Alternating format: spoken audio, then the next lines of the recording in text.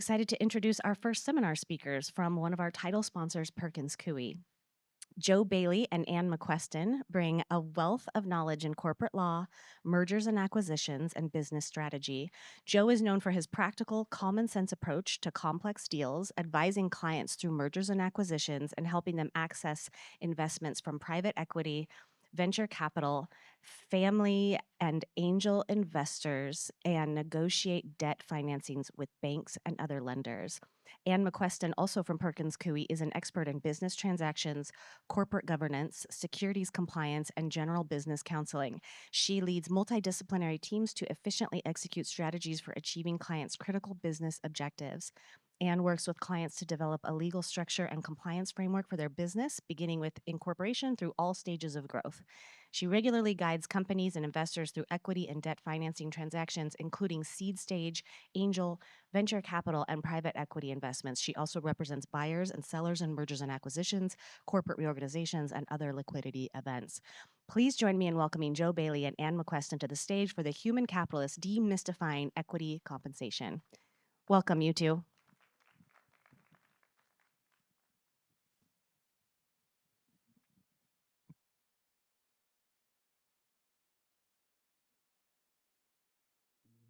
All right, thank you.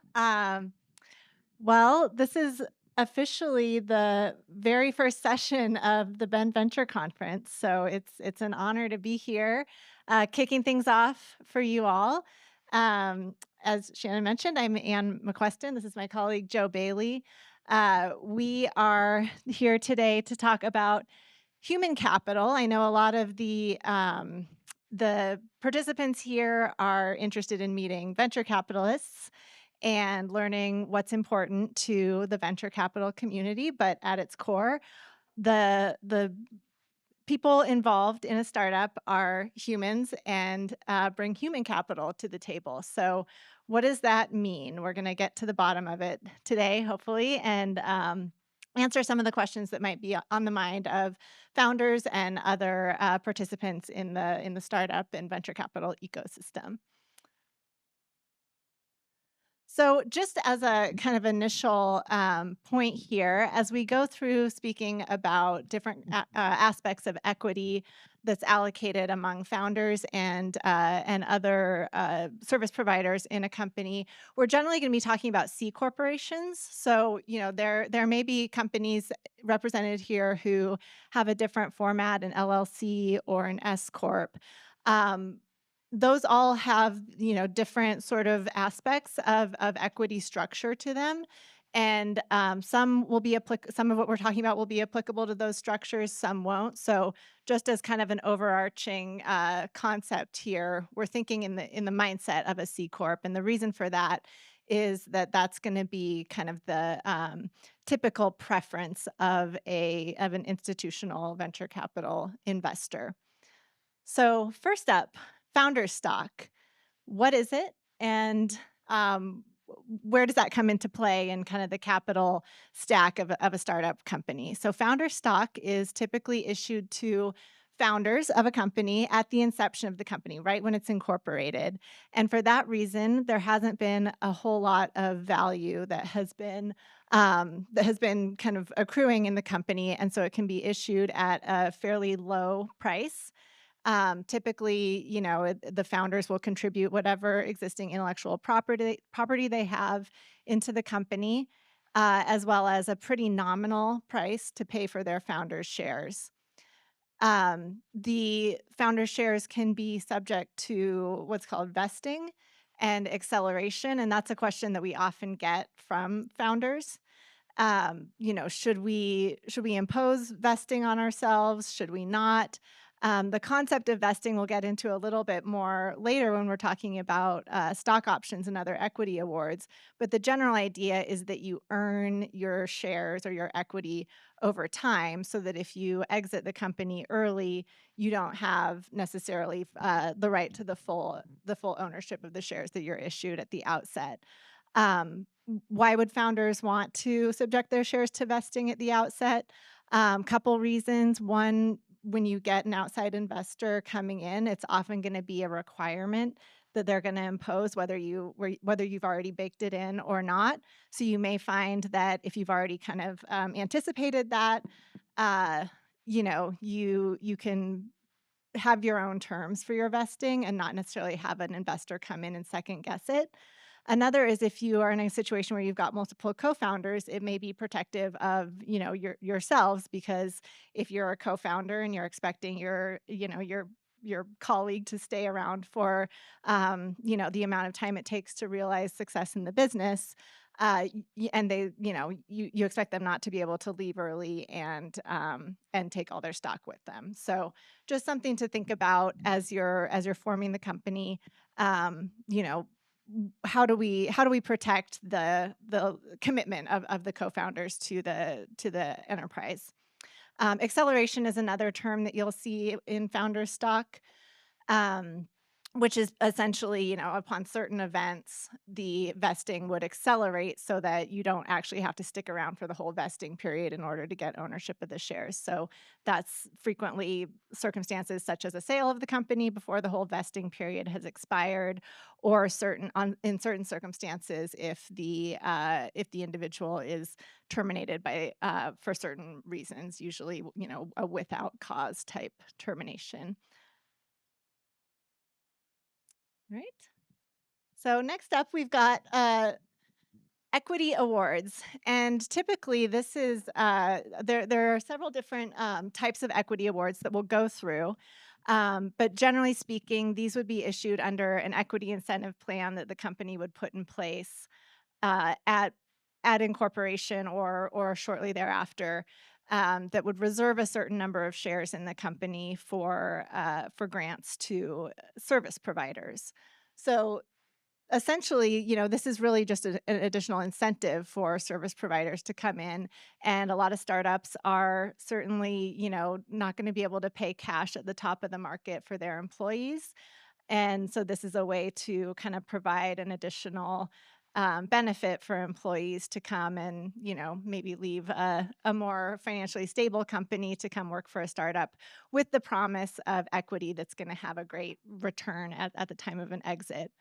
Having said that, equity, you can't pay employees solely in equity, so it's not a complete substitute for cash compensation. You're still going to be companies are still going to be responsible to pay at least the minimum wage to employees. So, and that we get that question a lot, particularly as it relates to kind of the initial team. But that is the requirement, the minimum wage at least, and typically some, oftentimes some equity on top of that. We also get asked a lot about what are typical ranges for different service providers. So we have here just kind of a general rules of thumb. It very much varies by individual, by company, by industry. But, there are all kinds of benchmarking data sources out there, too, that you can look at. Carta, if anyone's heard of that platform, has a lot of data on these things because they manage a lot of startups' cap tables, and so are able to see, who's getting what in various roles.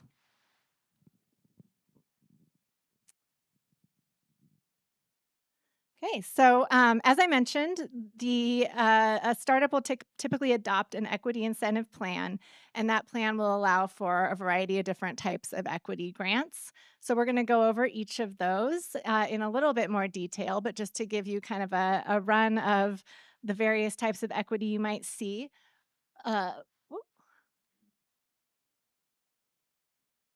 We've got, sorry, I've got my, oh, I'm going forward. I'm sorry about that. Yep. All right.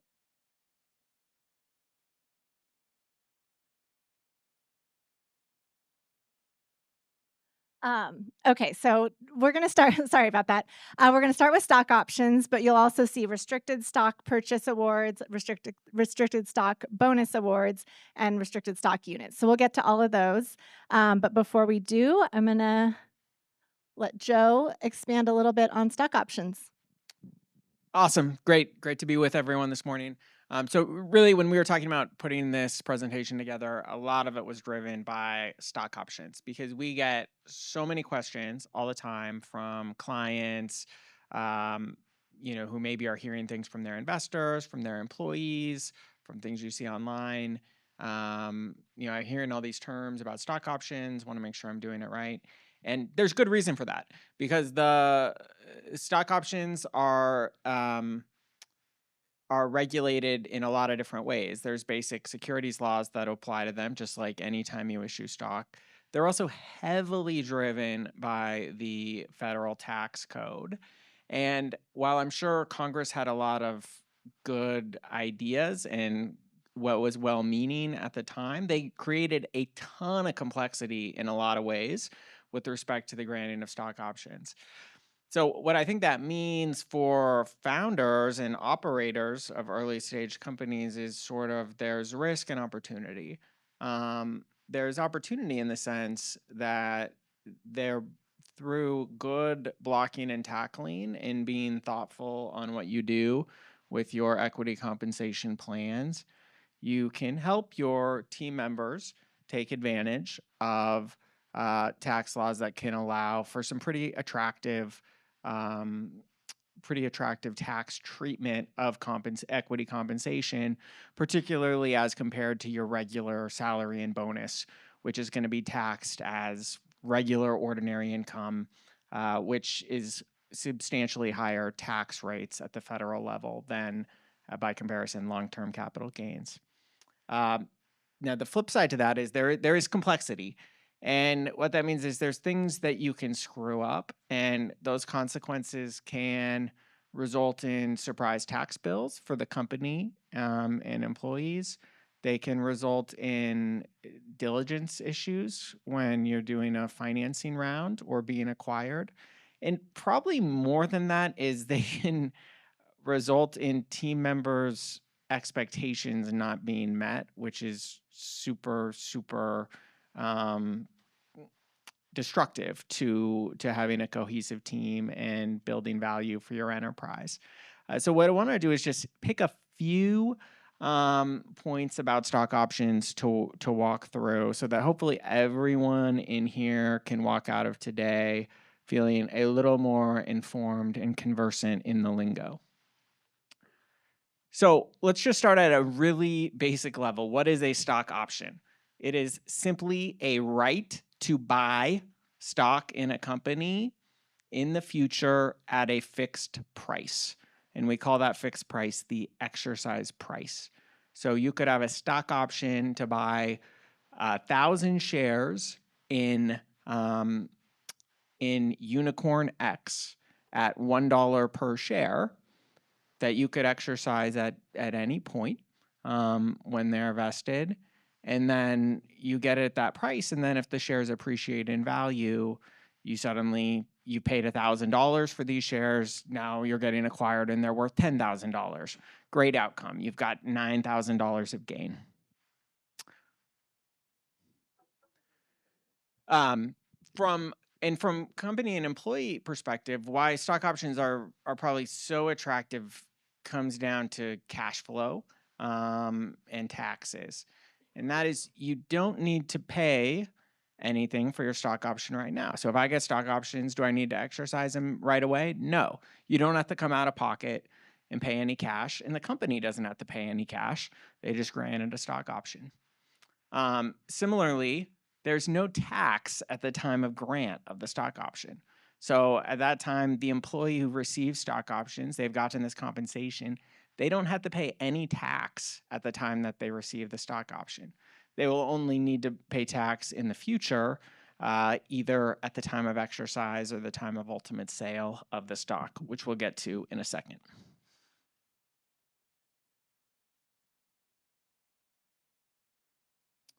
So probably the biggest thing, if you're going to take anything away from this presentation, I think the number one thing is understanding incentive stock options, or ISOs, and what we call non-qualified stock options, which is just any stock option that's not an ISO.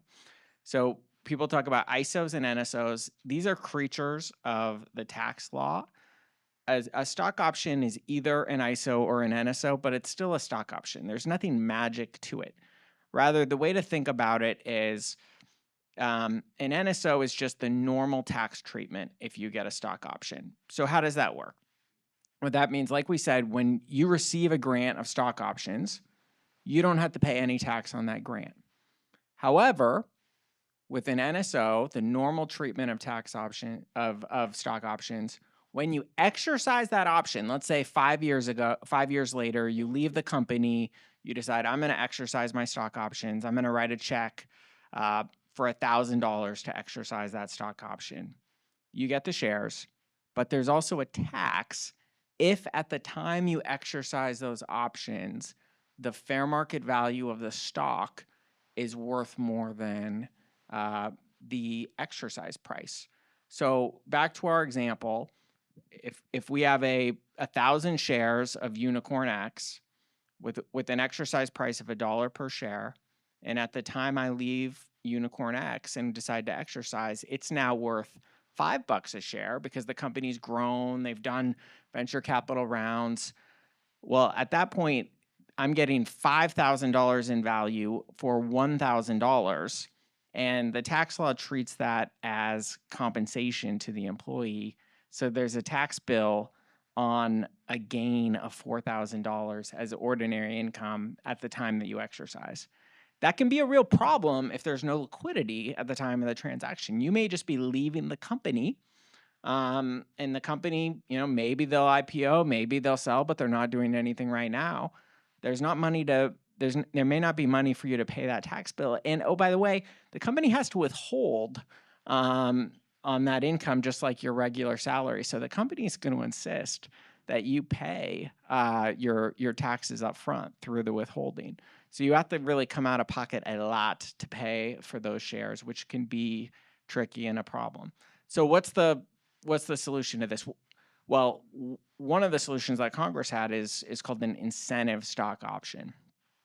And kind of the genius thing about the incentive stock option and why it's so attractive is you don't need to pay tax at the time you exercise. Rather, you exercise the stock option, and then when you sell those shares in the future, you would owe tax on the gain between what you paid to exercise and what you ultimately sold the shares for. So you're able to defer taxation until the time that you have liquidity to pay the tax. And that's not all. You're able to, in this scenario, with an incentive stock option, you're able to treat the entire gain that you had in the share as long-term capital gains. So today, long-term capital gains range between 0 and 20%, whereas ordinary income tax rates range between 10 and 37% at the federal level. So people at the top end of the scale, you're looking at a big difference between a 37% marginal tax rate to a 20% marginal tax rate. Huge savings for the employee who's exercising it with the incentive stock option. There are a couple strings attached with incentive stock options. One, you must hold the share. It must be 2 years post grant until you have a 2-year holding period from when you initially receive the grant of the shares.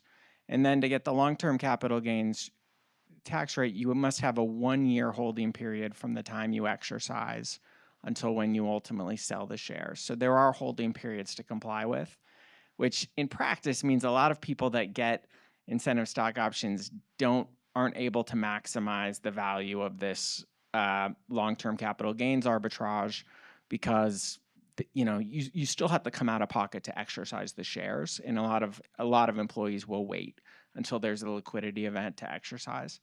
So there truly is a lot of value left on the table from a tax perspective in either type of option, just because of the liquidity needs of employees.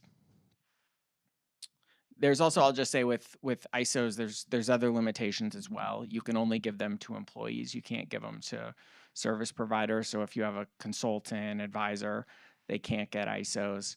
And then there's limits in the total value of ISOs that you can receive or have become exercisable in any given year. So there are some limits. They can't be for your most highly compensated employees who are receiving huge equity grants. They're typically not able to get ISO treatment on all of them.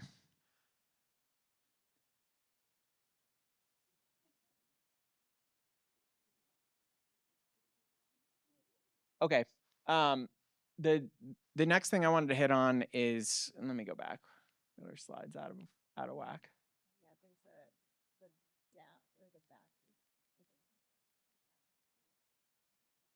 Figured that one out. Okay. So other key really important takeaway is 409A valuations, which you hear a lot about with stock options. Again, this is a federal tax, Congress-driven initiative. And basically what Congress was trying to achieve is they don't want people to defer compensation into future tax periods.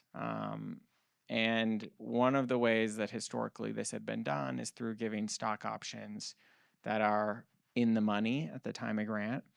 So what Congress did with Section 409A is impose massive excise tax penalties on stock option grants that have an exercise price below the fair market value of the stock at the time it's granted. So companies naturally do not want their employees to be subject to these massive excise taxes and are keen to make sure they comply with Section 409A. So how do you do that? There is a safe harbor in Section 409A that if you get an independent third-party valuation expert to do a valuation of your company's stock, and that valuation has been prepared based on all material information that's relevant, and it's not more than a year old, then the grant will presume to be made at fair market value if the board makes the stock option grants in reliance on the 409A value. So key point, anytime you're granting stock options, you gotta have a 409A value done within the last 12 months. That's just, in my mind, a hard and fast rule that companies should not deviate from. And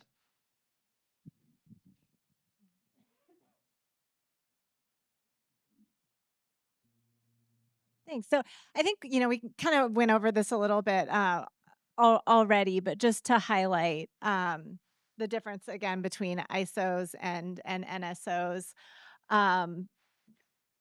U.S. employees, you can kind of think along the direction of ISOs and the ability to grant those potentially more favorable stock options. Other people that are outside the U.S. or non-employees think more along the lines of NSOs with all of the kind of limitations and variations that Joe went over. So how we've talked about, what a stock option is.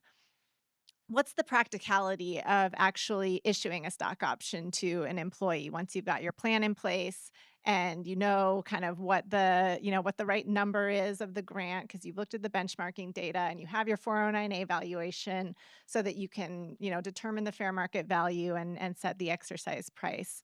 How does it actually work? So the first step is to have your board of directors, and again, this is assuming that we're a C corporation that does have a board of directors. For a lot of early stage companies, that might just be the founder or founders, but it is important from a compliance and documentation perspective to have a clear board action that actually approves the grant of the stock option and approves the number of shares subject to the option a board determination that the value of the valuation, and typically that'll be, if you do have a 409A valuation that's current within the last 12 months, it'll be a determination that there have not been any material changes from that valuation that would make it no longer reasonable to rely on the valuation. And a determination of the vesting schedule, which we talked about a little bit, and we'll go into a little bit more on what that might look like. So that would all be documented either in a board meeting minutes or a board written consent. And that's going to be one of the things that if you are going through a financing round or an acquisition down the road, the due diligence will almost certainly include looking at and tying out that you have valid board actions documenting each one of your stock option grants. So an important note, not too hard to do, especially at early stages, but something that, is sometimes overlooked when you think, well, it's just, me and my founder, we can just grant these stock options and it's not going to be a big deal. Certainly, look forward thinking to make sure that's all documented well. So we touched on vesting schedule a couple times, but just highlighting again, like with founder stock, equity awards and options specifically are typically subject to some sort of vesting schedule because they, going back to the concept that they serve as an incentive to employees, you want to incentivize the employees to stick around over the vesting period. So really kind of far most common is a time-based vesting schedule.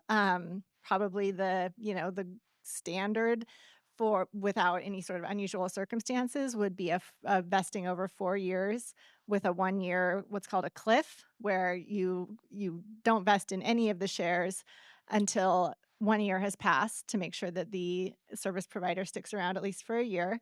And then after that, monthly vesting. There are definitely other deviations. You may have employees that want to negotiate that. There's also, the possibility to impose performance-based vesting where, there has to be a milestone or milestones that are met in order to vest. Those are a little bit more kind of bespoke than time-based vesting and important to track, but just for your awareness that those are, alternatives that you could look at. So next, you just hold, you've granted the option, you've imposed the vesting schedule, the employee just holds on to the option. And as Joe said, you've got flexibility as to when you exercise and can trigger, whatever tax consequences there might be in connection with the particular type of option that you have. So when you do exercise, you pay the exercise price to the company, and then you receive the shares. On the timeline here, we've got the exercise and the ultimate sale of the shares as two different distinct time points. But I will say, unless you're, maybe leaving the company and need to exercise because you only have a particular period of time in which to exercise, it's very common for an employee that's going to be around and stick out, the full process until you sell the company, that the exercise and the sale of the underlying shares actually occur, pretty much concurrently. Because you hold on to the option, you've got an acquirer that's going to come in and they pay out the employees that have options, whatever the net is of the acquisition price minus the exercise price.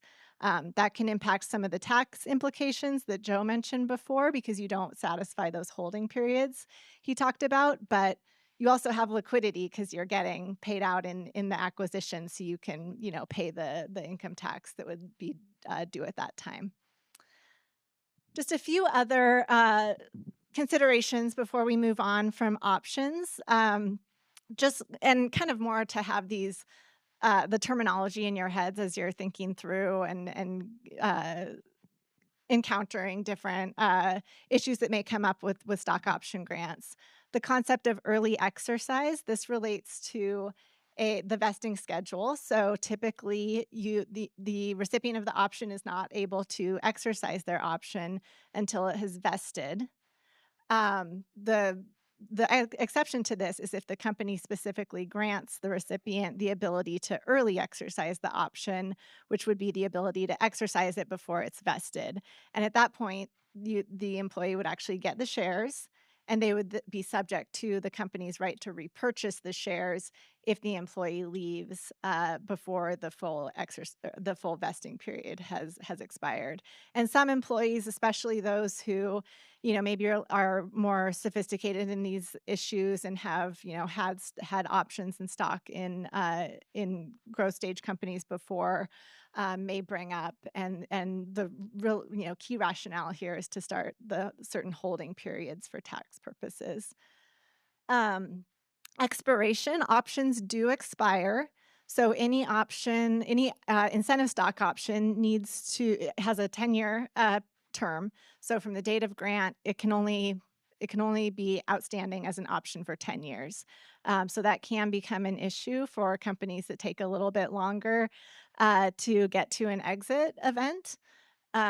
So be aware of that. And then the post-termination exercise period beyond the 10-year term of the option, if a service provider stops providing service to the company, there's going to be a certain period of time in which they're required to exercise the option. Otherwise, they forfeit it, and it goes back into the pool of available shares. And most frequently, that's going to be a 3-month period. For incentive stock options, it has to be a 3-month period. If you exercise an incentive stock option after 3 months, it becomes an NSO. There may be circumstances where a longer post-termination exercise period is warranted, and that'll be part of the terms. But just employees and their employers should be aware that that's going to result in a different treatment. So just pretty quickly here, there are a few other different alternatives of equity incentives that we're going to touch on. But I think what you'll notice is we're going to touch on those pretty quickly, because stock options really are kind of what we see as the most typical form of equity incentive that companies will grant, really, primarily because of the ease of administration and the tax benefits that they can provide to the service provider and the company. Quickly though, most incentive plans will allow the company to actually just straight out sell shares to employees under the plan. So this would be the employee actually paying a purchase price for the shares and receiving the stock. It's typically subject to vesting, so or can be subject to vesting. So that's maintains the incentive component that options also have.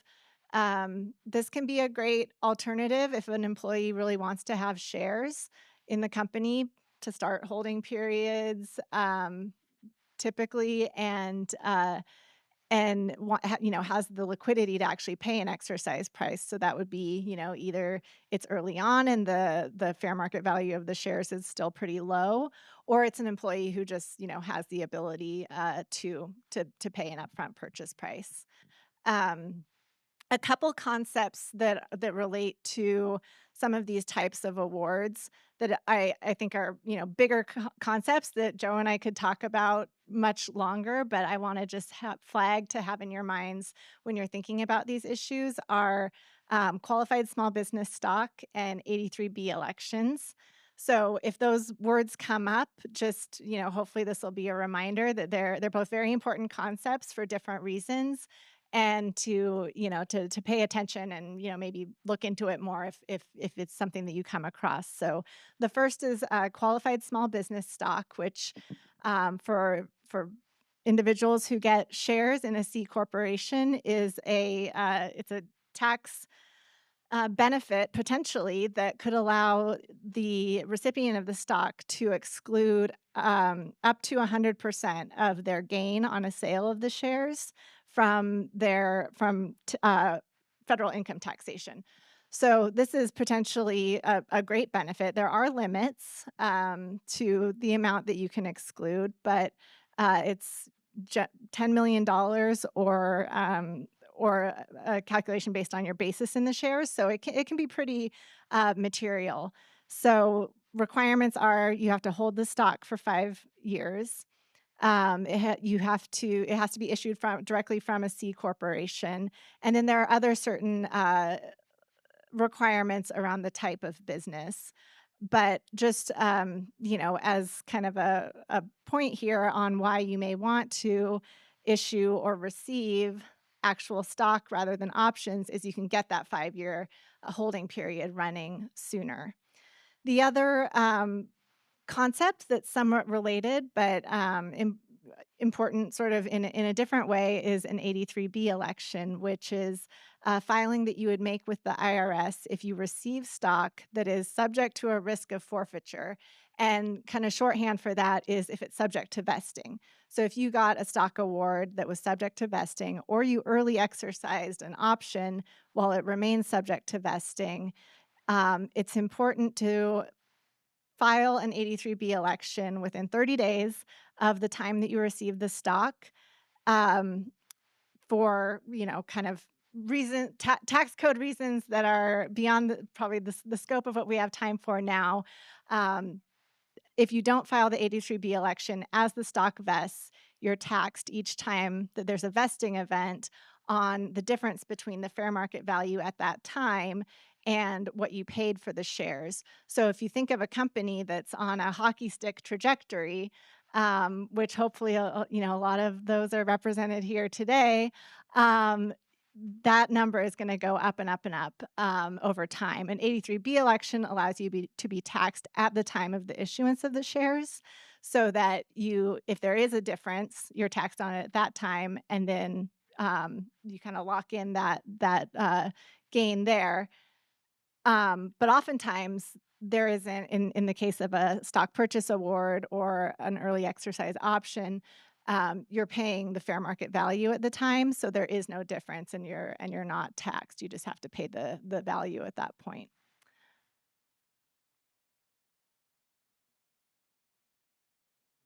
Okay. And then the kind of maybe sort of opposite of a stock purchase award would be a stock bonus award, where a service provider would just be granted outright shares in the company. So without paying a purchase price. So somewhat similar issues here around getting holding periods started, filing an 83B election. But here, because you're not paying anything for the shares, there's going to be, if you file an 83B election and say, I want to be taxed on the difference between the value now and what I paid, there is going to be something there because you didn't pay anything. And so there is a tax event at the time of grant. So that can be something that, you're going to want to think about as an employee or as a company, whether that's a manageable tax burden for an employee with that type of award.